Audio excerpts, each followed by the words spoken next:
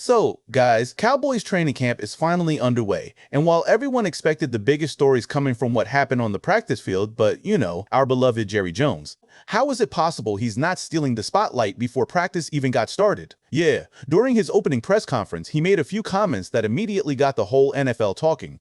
He actually hinted at something that could completely change the direction of this team. Let me break down exactly what Jerry Jones said, why these comments are such a big deal, and what they can mean for the Cowboys as training camp gets underway. What's up, Cowboys Nation? Welcome to the NFL Playbook Cowboys. If you're new here, don't forget to hit that subscribe button. Okay, so let's get right into it, because honestly, this is one of those press conferences where you have to read between the lines a little bit. Jerry Jones basically said that he would be very interested in giving up future assets to add something substantial to this roster right now. He said he feels good enough about this team that if the right deal came along to improve them for opening day, he would absolutely do it. And look, when Jerry starts talking like that, you know something is brewing behind the scenes. This isn't just some offhand comment either. This is Jerry Jones standing at the podium on the record, basically telling the whole league that Dallas is open for business if the right name pops up. And honestly, that's not something he says every single year. Some years he comes out and talks about patience, about trusting the roster as it is, about letting the young guys develop. This year felt different.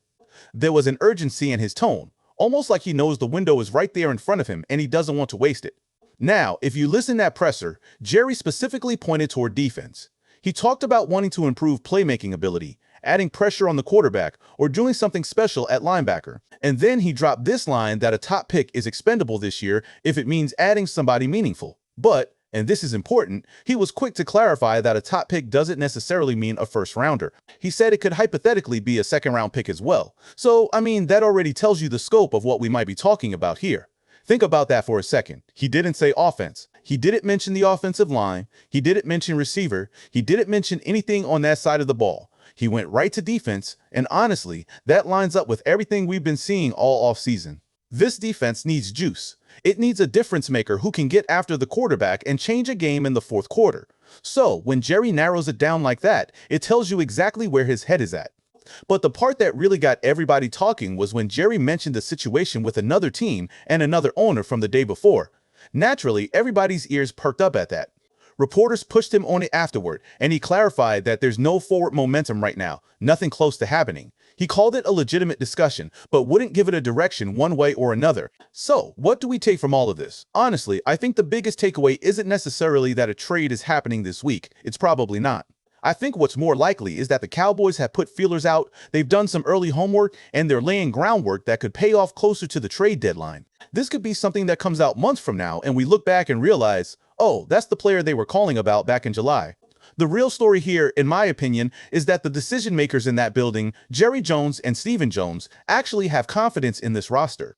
They believe they can be real contenders this year, and if the right player becomes available, they're willing to be aggressive about it. Now, I also think there's a supply issue here that's worth mentioning. It's July. There just aren't that many teams actively shopping star players right now. Most rosters are still being finalized, guys are still fighting for jobs, and nobody wants to blow up their locker room before a single snap of the regular season. So even if the Cowboys wanted to make a move today, the market simply isn't there yet. That's exactly why this conversation with the other owner didn't go anywhere. It's not that the interest wasn't real, it's that the timing wasn't right. That changes as the season goes on, and teams start to separate themselves into buyers and sellers. Now, before we get into who that player might actually be, I do want to mention a couple of things that matter here. First, the cap situation. The Cowboys are pretty light on space right now, sitting at just over $5 million. So if they're going after a big-name player, they're going to need to get creative, whether that's restructuring a deal or freeing up room somewhere else. And second, they're a little light on draft capital too. They've got a first-round pick, but it's the lesser of their own pick in Green Bay's, so there are some restrictions on how that one can be moved. They also have a round 2 and a round 3 pick. So, when you put the cap situation and the draft capital together, this isn't a team that has unlimited flexibility to just go make a splash. Whatever move they make is going to have to be calculated. Okay, now the question is who I think could be that player. And honestly, I think most of you already know where I'm going with this one. The name that jumps out first is Maxx Crosby. When he was asked about Crosby directly, Jerry said something pretty telling. He said they didn't walk away from him, that they understood his injury situation, and that they thought he could help. He said they were actually surprised by how that whole thing resolved itself. Now, obviously, Jerry had to be careful here because talking about a player under contract with another team is tampering, and that's a fast way to lose draft picks. But reading between the lines, it's pretty clear the Cowboys still like Maxx Crosby a lot. Now, I don't think he's walking through that door anytime soon. From what it sounds like, the Cowboys didn't exactly resume serious trade talks after things fell apart with the Raiders and the Ravens. So, while they didn't fully walk away, they definitely stepped back. Right now, both sides seem comfortable where they are. The Raiders aren't actively shopping him, and Crosby doesn't appear to want out. For something to change there, one side would need a shift in circumstances, like if the Raiders start the season poorly. If that happens, I think loyalty on both sides could start to erode pretty quickly, and that's when this conversation could heat back up. I mean, think about it from the Raiders side too.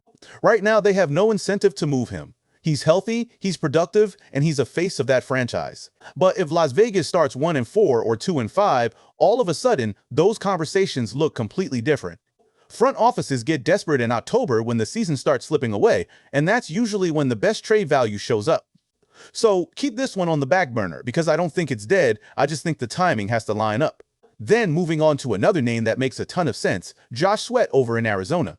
There have already been trade rumors surrounding him, and even though the Cardinals have publicly said they're not moving him, that fits the pattern of a team getting asked and saying no for now.